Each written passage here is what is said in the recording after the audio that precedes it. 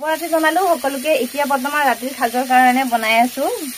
এয়া বনাই আছো বিলাহী আৰু মাছ চাটনি বনাইছো।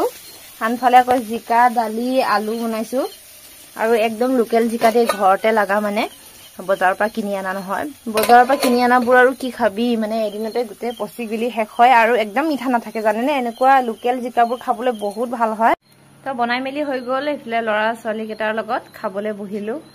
ল'ৰাই কিন্তু আজি চাটনি খোৱা নাই দেই, সুদা জোল কেইটাৰ লগতে ভাত খাই আছে। ইমান বাছে নহয়, এইটো নাখাওঁ সেইটো নাখাওঁ, নাখাওঁতে কি চেহেৰা হৈ গ'ল চাওকচোন।